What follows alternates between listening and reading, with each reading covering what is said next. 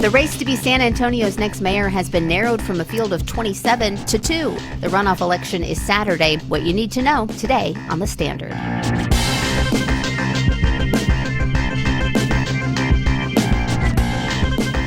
Texas Standard is a production of KUT Austin, KERA North Texas, Houston Public Media, and Texas Public Radio in San Antonio.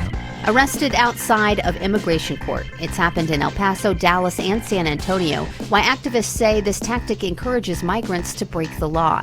Texas is set to become the next in a handful of states to ban lab-grown meat for human consumption. What you need to know. Plus, it's Texas versus Texas Tech in the College Softball World Series Championship, and we'll explore a new novel set in late 90s Austin and propelled by a mysterious disappearance. Those stories and more today on the Texas Standard.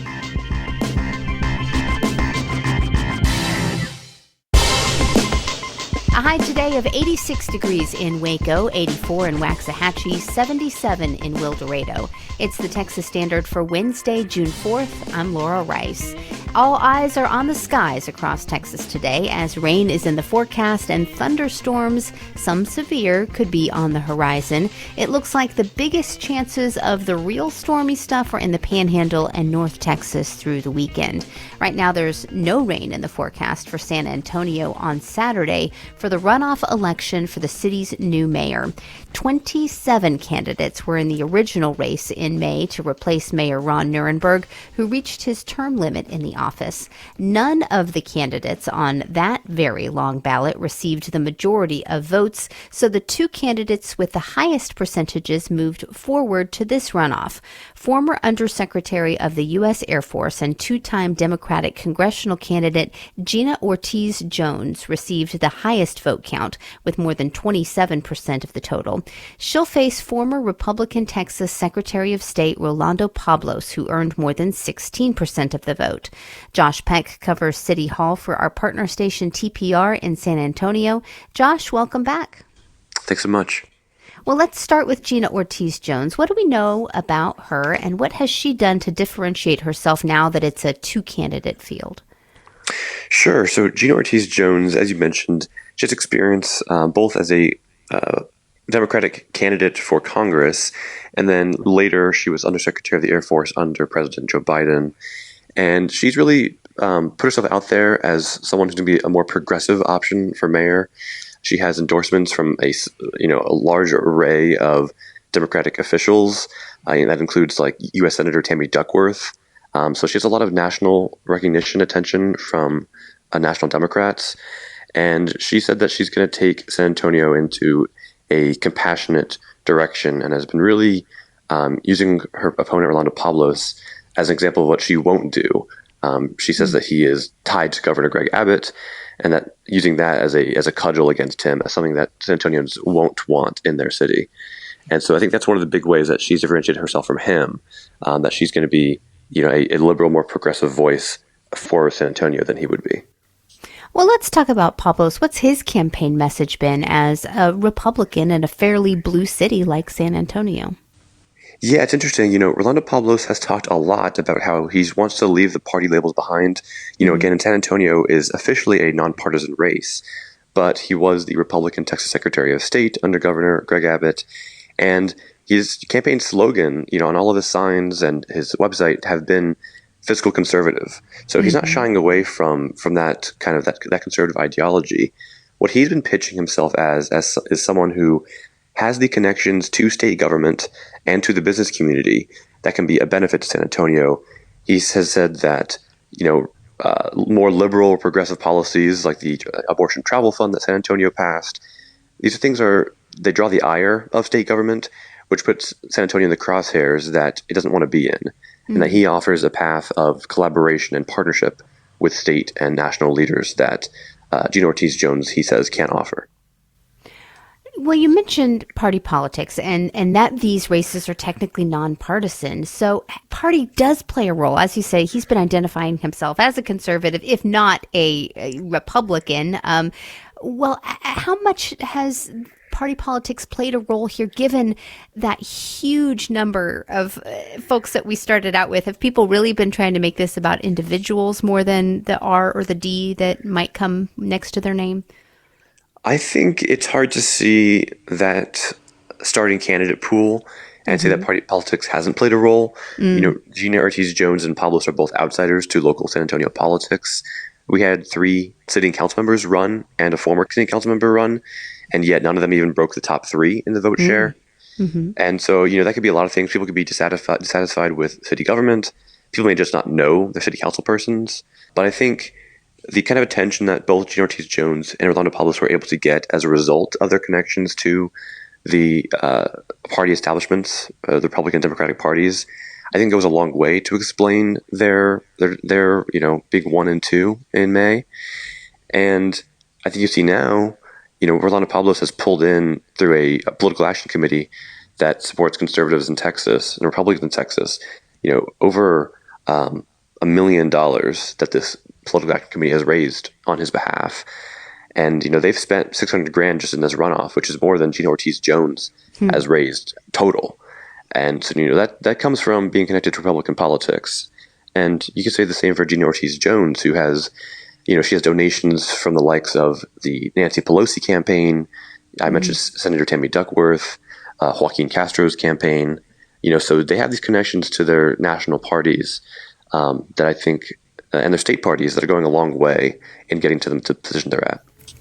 So Election Day is Saturday. Quickly, what do folks need to know? So the polls will be open from 7 to 7. And, just like every election, if you're there after 7 passes, you're in line. You can stay in line to vote. This is going to be a low turnout election, a low turnout affair, but which means that every vote counts that much more. So, hopefully everyone can get out there and vote and make sure that their voice is heard in this election.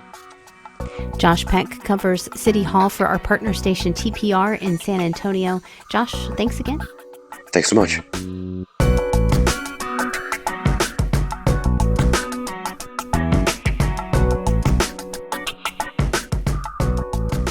Days after migrants, including children, were documented on video being detained after attending immigration court in San Antonio, activists are pushing back. They say the migrants are being trapped and punished for following the law, and there are reports of this happening across Texas, from El Paso to Dallas.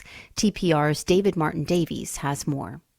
On Monday morning, in the lobby of San Antonio's Immigration Court building, activists are greeting migrants and explaining their rights before they head upstairs for their hearings.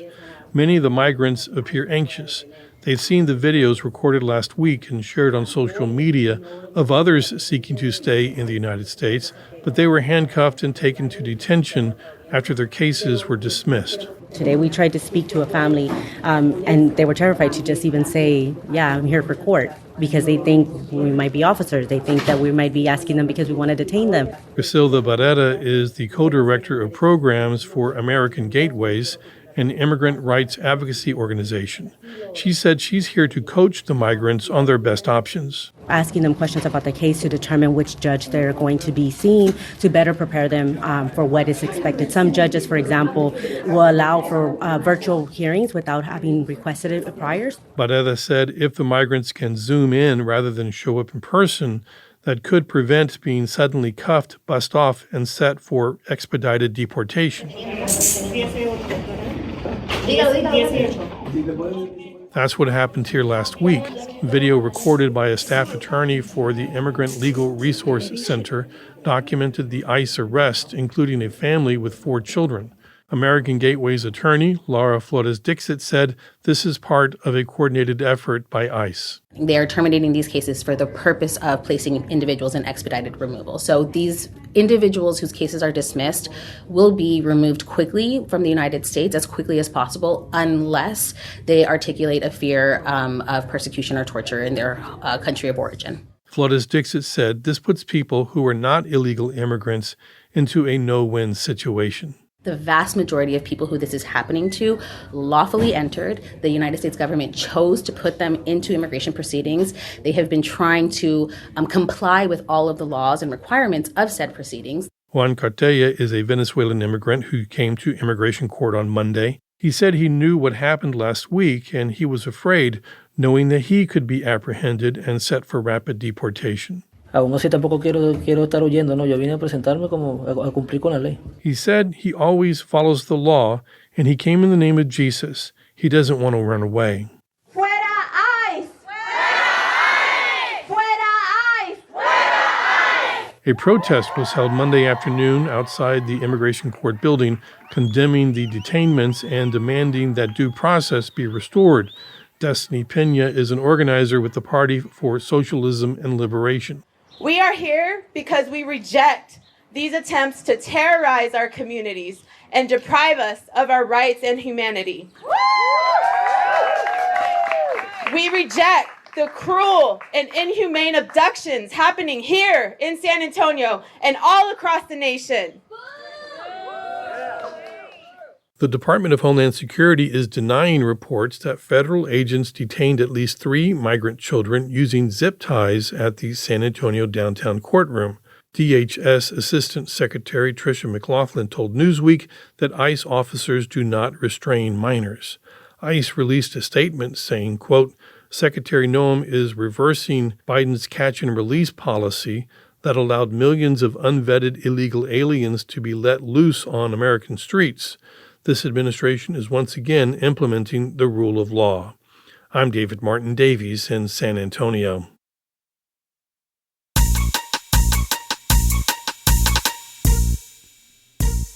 Wells Dunbar is watching the Talk of Texas for us. Hello, Wells. Hi there, Laura. Well, as we heard at the top of the show, San Antonio voters will choose their next mayor Saturday, June 7th. Former Air Force Undersecretary Gina Ortiz Jones facing off against former Republican Texas Secretary of State Rolando Pablos in that runoff. Many wild cards at play in this election, as y'all were exploring. As a recent headline in the Texas Tribune puts it, Democratic disunity and a GOP push turns the mayor's race into a political battleground. Well, on the San Antonio subreddit, one comment reads, I mean, where is Gina's advertising? I get a flyer and a text from Pablos every day. I've gotten like 2 total from Gina. However, that Redditor adds that on the other hand, this all might be hysteria. There were only about 100,000 votes in the general election and about 78,000 so far in the runoff, which suggests a similar turnout. Meanwhile, another Redditor decries both candidates' lack of ties to San Antonio politics, writing, as someone who's always voted and had their head wrapped around San Antonio politics for 15 years, this is the most lackluster two-way race San Antonio has had in a long time. And as another Redditor writes, this race has so much outside influence. Yeah, fascinating dynamics at play there, Laura. And it's just one story we're keeping an eye on. You know this. I'll be back with more later in the show.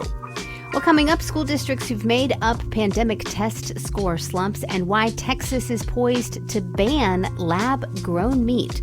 Those stories are just ahead. Stick with us here on the Texas Standard. Support for Texas Standard comes from the Texas College Savings Plan, administered by the state of Texas. Families can save for tuition, room and board, books, and other qualified education expenses at eligible schools nationwide. Learn more at texascollegesavings.com.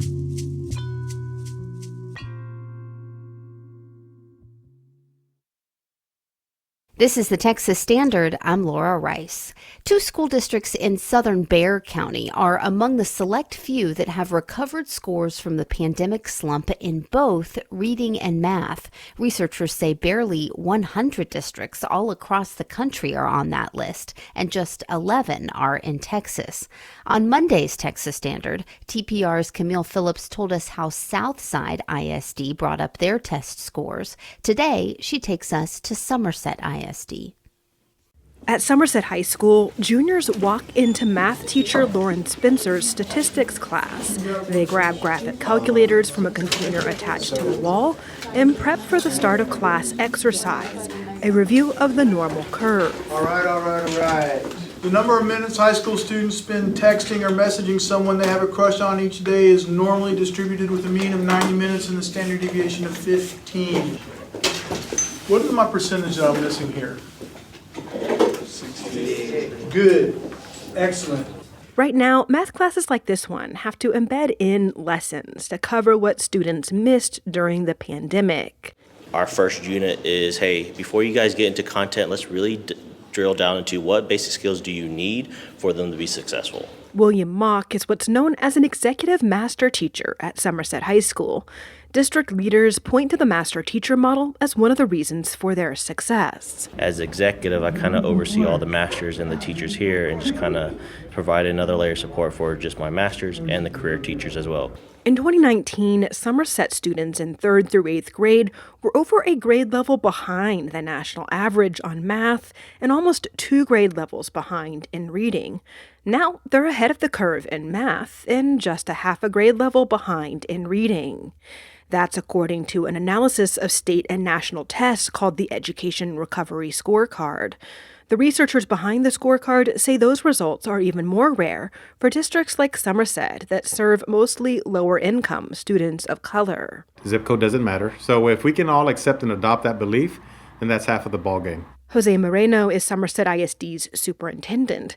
He says the district has a vision of excellence that shapes how they interact with students and parents and creates an attitude among teachers of constant improvement. So that's where the culture comes in. You have to know that it's okay not to know something, or it's okay to receive feedback, because the culture allows it to know that that's part of how we grow together every single day. Embedded in that culture is Somerset's take on incentive pay. Moreno says teachers get pay bumps as they work their way up the model. Our starting salary is at $58,000. That from $58,000, we have some that make up to $110,000. Some of that money comes from the state, but the district uses local money too. So they get 2 different layers of it. Somerset also had another advantage during the pandemic. They were one of the first districts to have weekly COVID tests on campus. As soon as we had enough research to be able to get kids back in school, I can tell you that we had probably over 80% of kids back in school. The next challenge Somerset and districts across the country have to overcome is chronic absenteeism. After the pandemic, the number of students absent over 10% of the year nearly doubled. Somerset's chronic absenteeism rate was 32% in 2022. It dropped down to 26% the following year. Moreno says they're boosting attendance through programs that pique student interest, like EMT certification, and by providing mental health support. I'm Camille Phillips in San Antonio.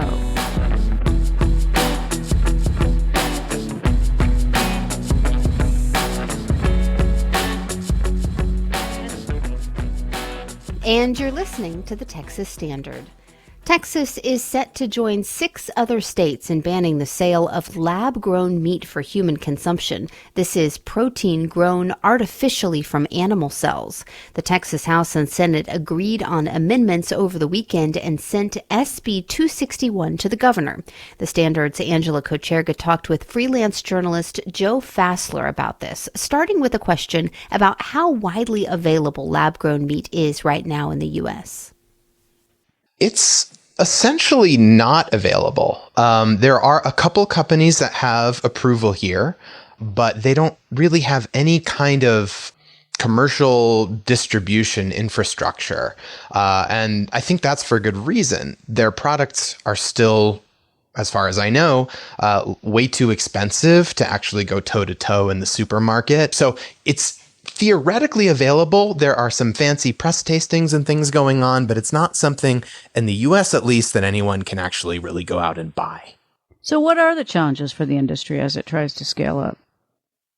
I think it's twofold. Historically, my reporting has been focused on the scientific barriers.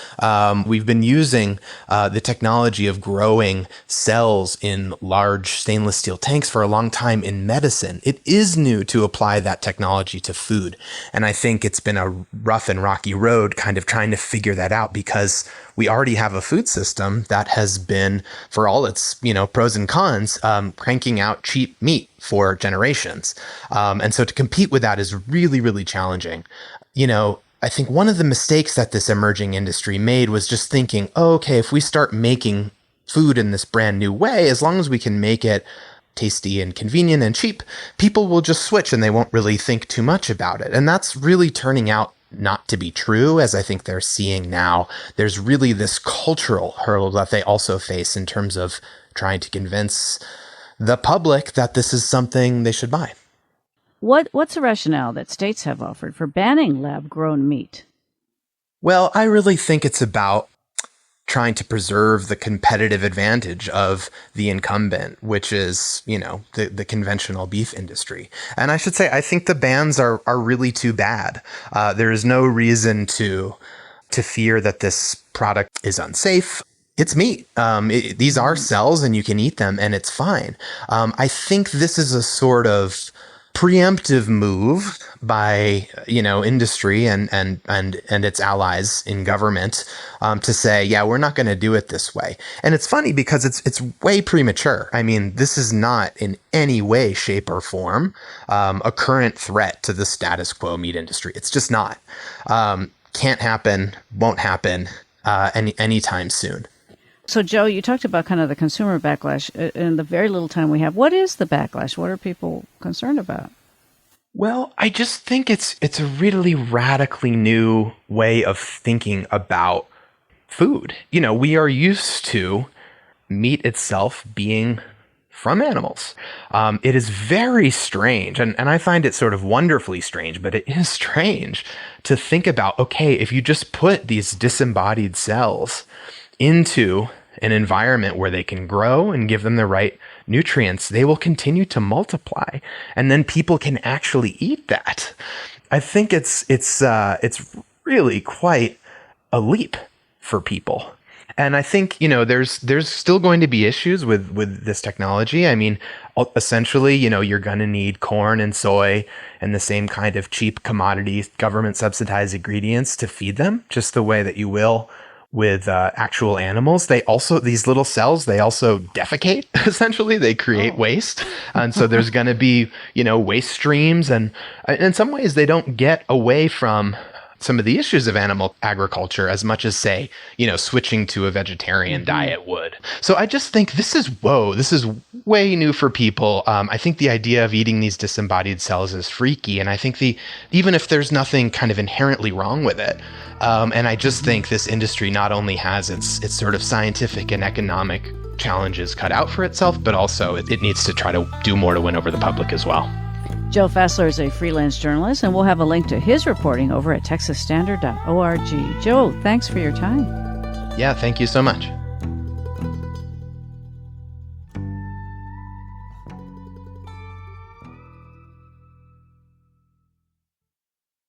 From the Texas Newsroom, I'm Alexandra Hart.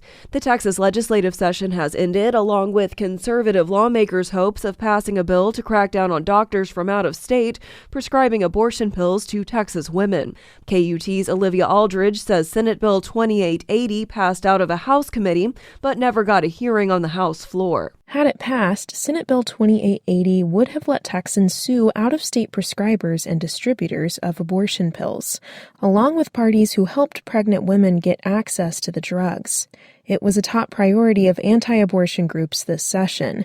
The group Texas Right to Life accused House Committee on State Affairs Chair Ken King, a Republican, of slow-walking the measure to prevent its passage. Other bills related to abortion did pass, among them the Life of the Mother Act, clarifying when doctors may perform emergency abortions.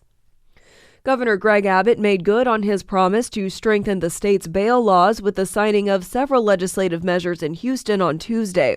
The measures will make it easier to hold defendants accused of serious crimes in jail without bond. We cannot be a safe city, county, or state, or nation without these law enforcement officials putting their lives on the line. And those lives were under assault by these judges who were letting these criminals loose, criminals that they arrested to put behind bars only to see back out on the streets just a few hours later. The measures would allow judges to deny bail to defendants considered a public safety threat or flight risk.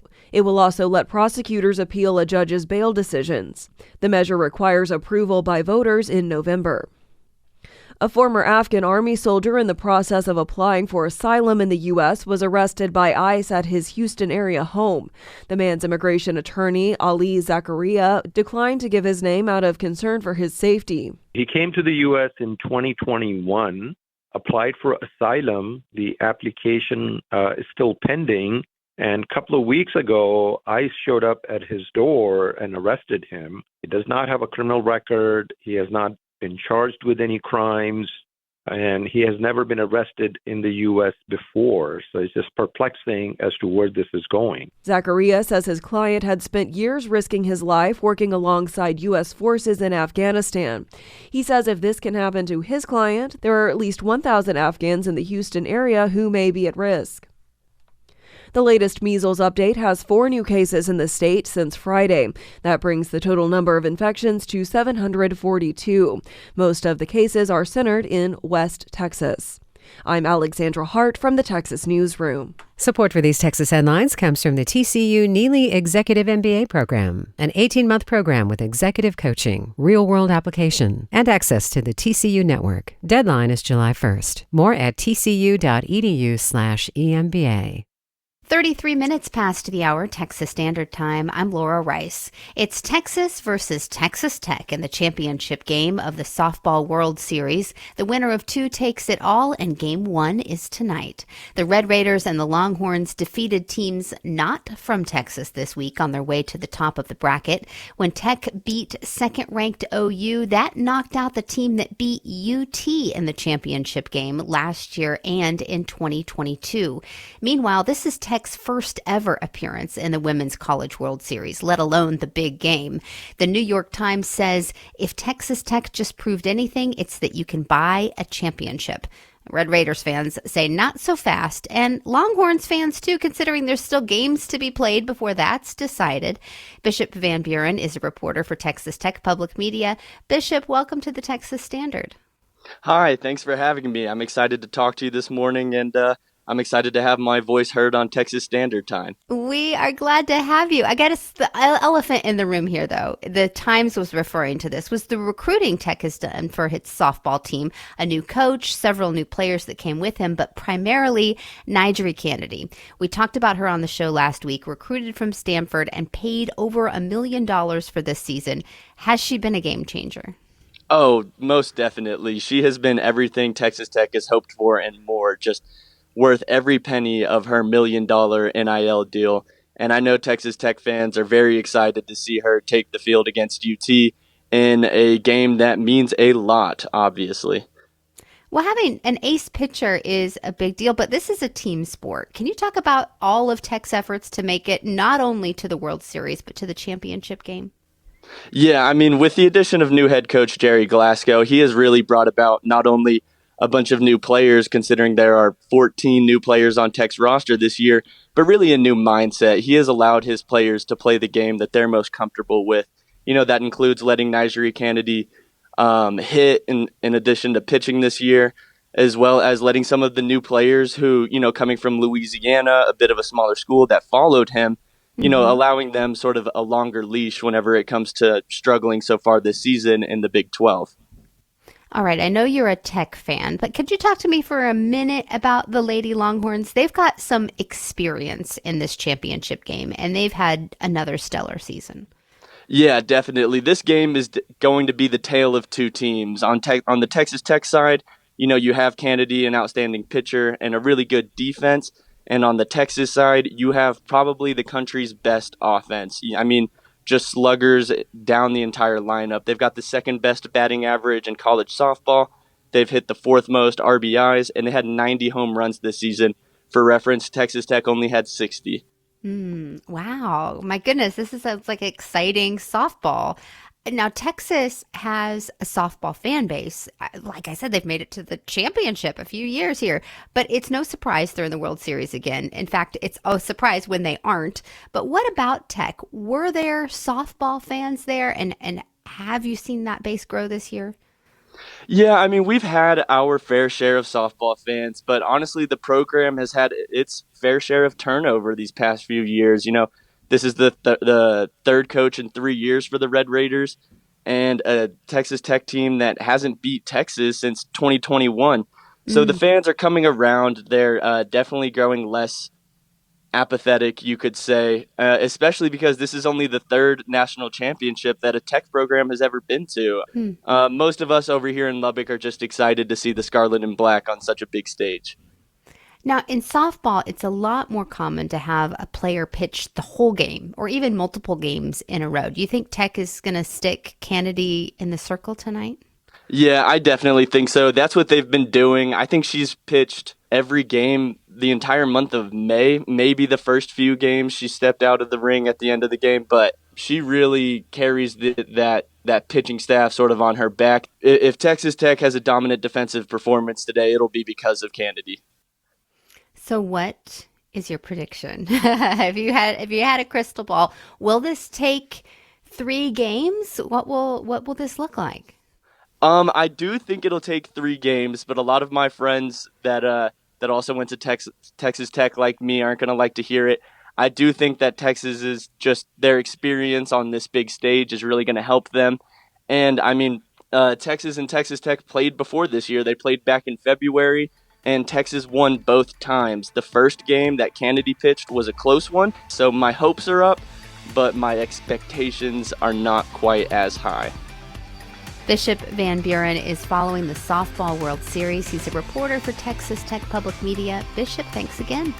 Thank you so much. Have a great day. Support for Texas Standard comes from Texas Mutual Insurance Company, a workers' compensation provider committed to helping Texas communities and emphasizing safety. More at texasmutual.com/TexansGetIt. It's not just about the brisket or the ribs or the sausage or even the sides. It's the culture and people who are passionate about it. Where there's smoke, there's Daniel Vaughn, Texas Monthly Barbecue Editor. Join us next Thursday on the Texas Standard. Support for Where There's Smoke comes from H-E-B.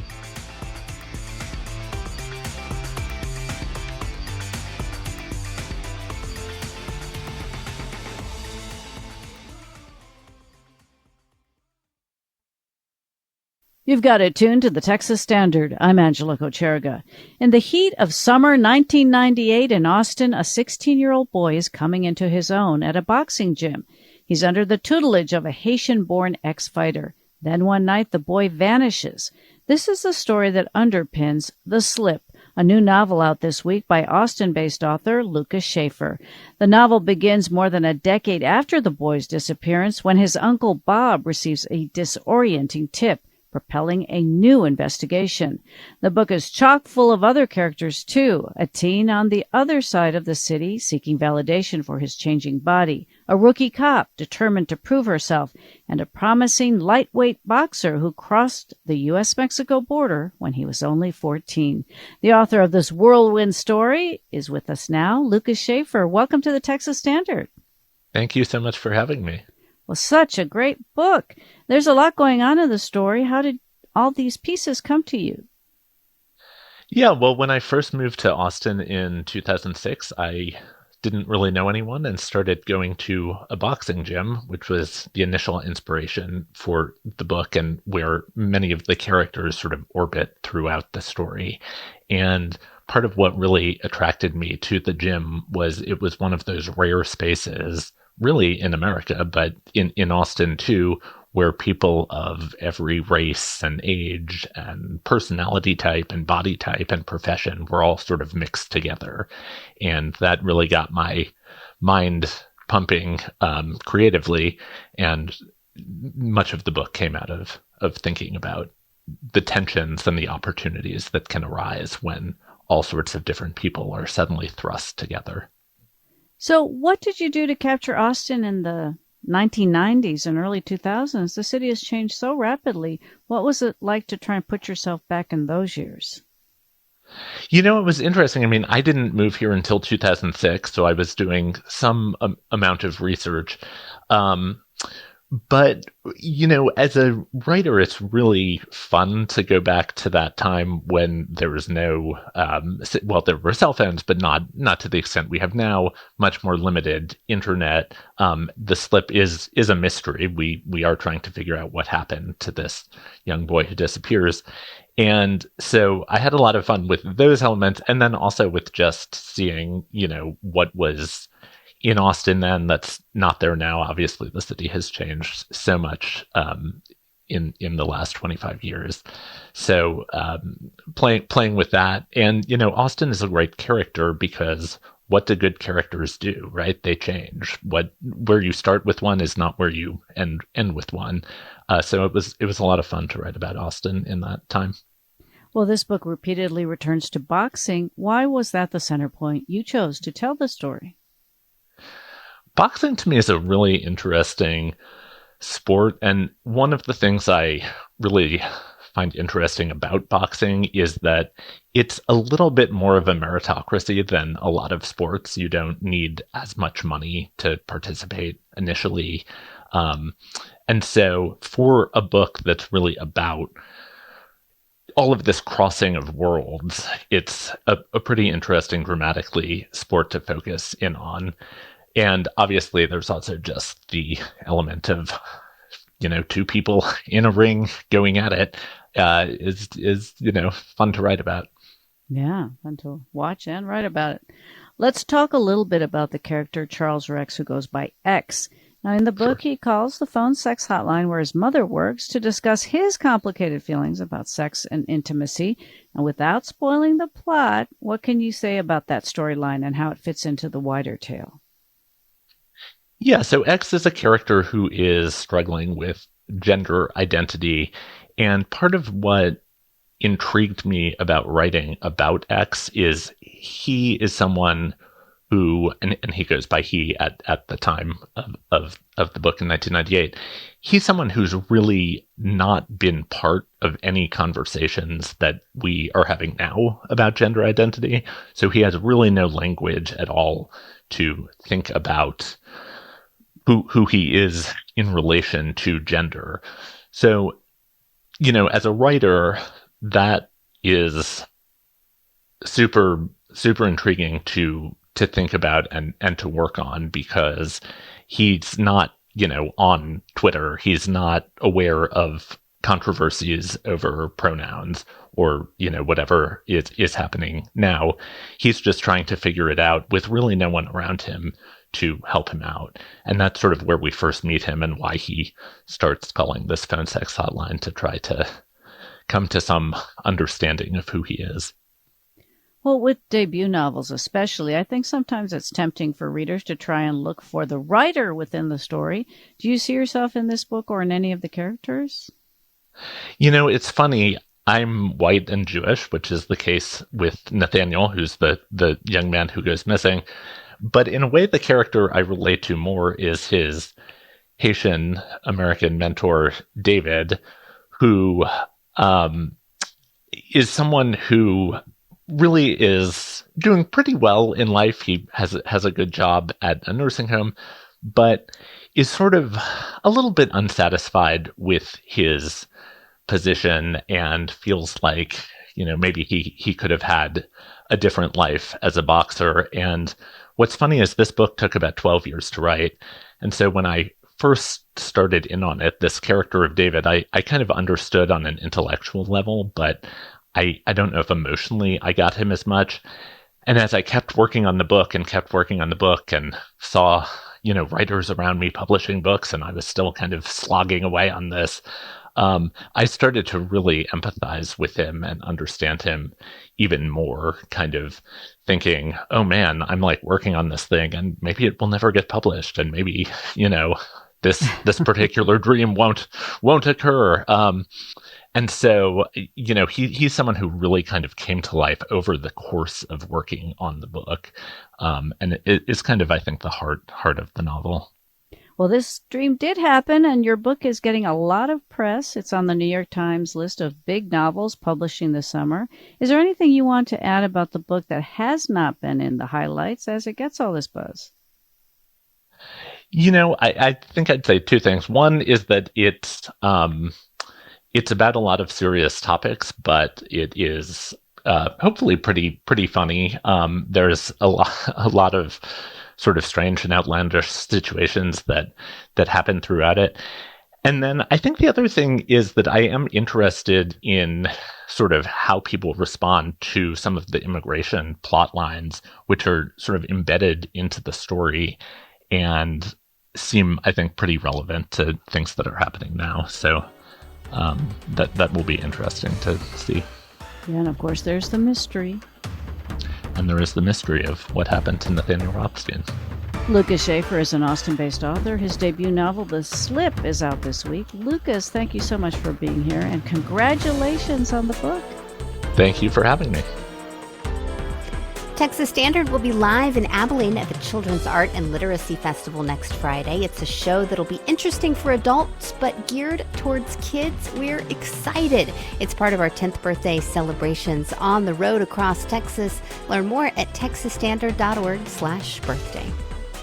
Support for Texas Standard comes from UNT's online master's degree in Advanced Data Analytics program, preparing business professionals to shape the next generation of AI business solutions. More at online.unt.edu/data analytics.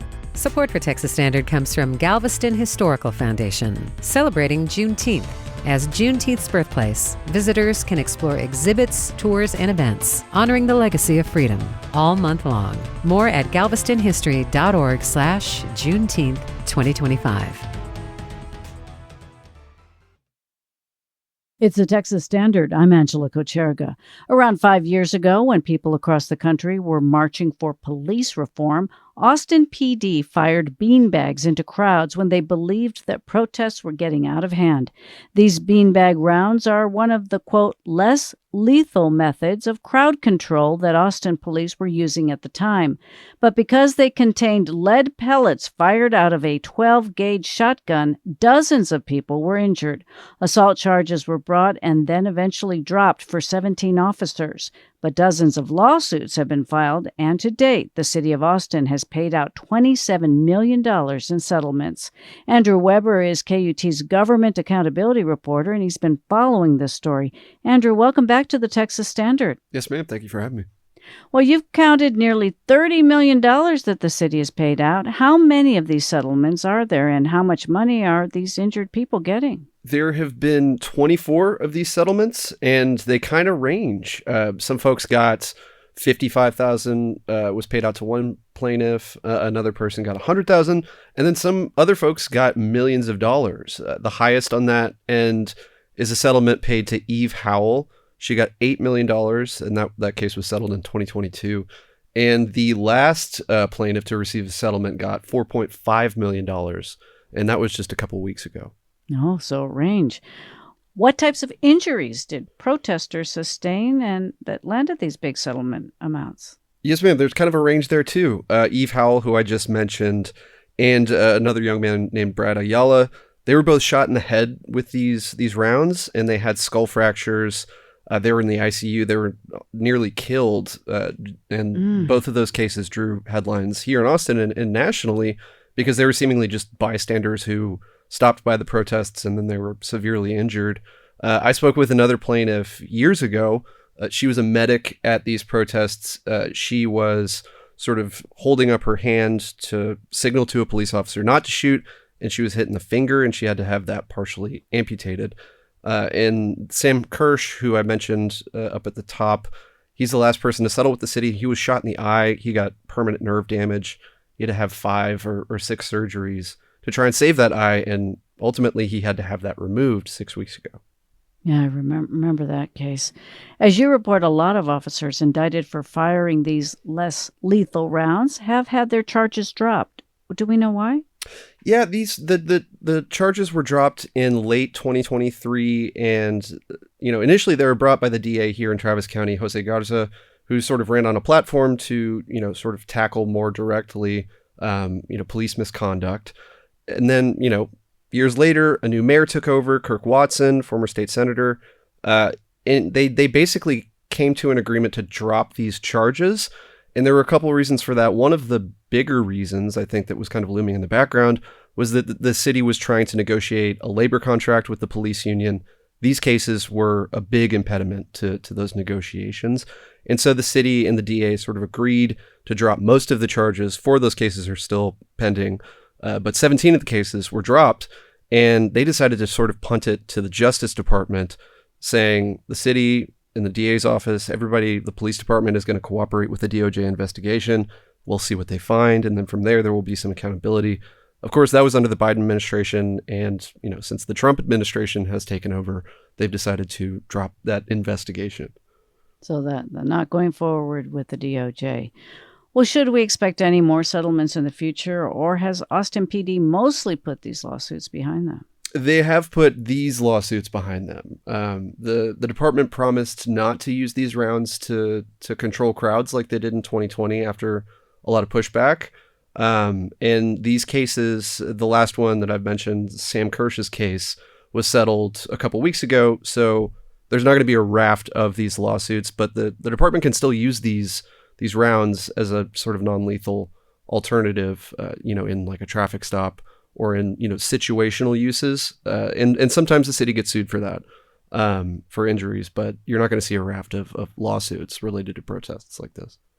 So really, they will not be using these beanbag rounds for protests, but they will still use them in individual cases on an as-needed basis. Am I understanding that right? Yes, ma'am, they can. And then for protests, they've started to use the little paintballs filled with mace, but not as frequently as they were using these. Andrew Weber is KUT's government accountability reporter. Andrew, thank you for coming on the Texas Standard. Yes, ma'am. Thank you for having me, Angela. And you're listening to the Texas Standard.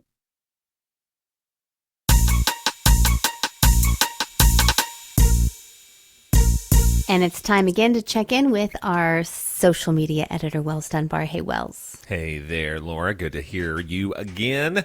I like this famous quote one of our friends shared on our Facebook page. Famous quote here. I never knew who it was attributed to, but apparently it's the one Gideon J. Tucker. Neither life, liberty, nor property are safe when the legislature is in session. They weren't talking about the Texas legislature, although I have heard that sentiment applied to our state legislature. Many people talking about it still, they may be gone, packed out of Austin, but the smoke's still clearing on the 89th session. What was, in the words of Lieutenant Governor Dan Patrick, quote, the most conservative and successful legislative session, end quote, in recent memory. Still lots of people talking about some of the stuff they did or some of the stuff they didn't do. Kathy Thomas on our Facebook page says that increasing the homestead exemption did zero to help renters. Of course, we've talked a lot about the homestead exemption and property taxes being so high in Texas, being really the main, one of the main funders in lieu of a lack of a state sales tax. Well, Kathy says income property tax, yeah. There you go. Thank you, Laura. You bet. Kathy there says property taxes are a major chunk of what drives up the cost of rent. And then there's insurance, which is also very high. Renters, who are often more financially insecure, get no help from this legislature. So an interesting perspective there from, the renter's perspective. Meanwhile, Kayla Weant, she is echoing something that we've talked about a lot on the show, how, in her words, schools should have gotten a lot more money per student. We talked about the massive investment, I believe it was $8 billion bill, approximately half of that going toward teachers' salaries. But as Kayla notes, something that we've heard from several other people, her disappointment with raising the basic allotment by $55. Many people who are in support of raising that allotment amount, noting that that doesn't even keep pace with inflation. So some, mixed reviews here as the legislature gavels out of town as they've gone. And really interesting to just sort of look at some of the cleanup here. I'm looking at the Texas Tribune and the fascinating headline here. In final act, the Texas legislature boosts judges' pay and lawmakers' pensions. Apparently the two are linked, and this was something that was coming up in the final hours of the legislature. So fascinating, and apparently they did sign off on both, saying that the Trib reporting here that the legislature passed a bill that would give those judges a raise and boost lawmakers' pensions by 25% there, Texas judges. So fascinating, little bit of inside baseball, if you will, there as the smoke clears on this last legislative session. Right. Well, and still bills on Governor Greg Abbott's desk, watching to see whether those will be signed, be vetoed, or allowed to go into law without a signature. Of course, we'll be keeping an eye on it right here on the Texas Standard. Philanthropic support for Texas Standard comes from Casey and Scott O'Hare, the Winkler Family Foundation, Lynn Dobson and Greg Wooldridge, Adrian Killam, the George Huntington family, and St. David's Foundation. Additionally, Texas Mutual Insurance Company is a founding sponsor of Texas Standard.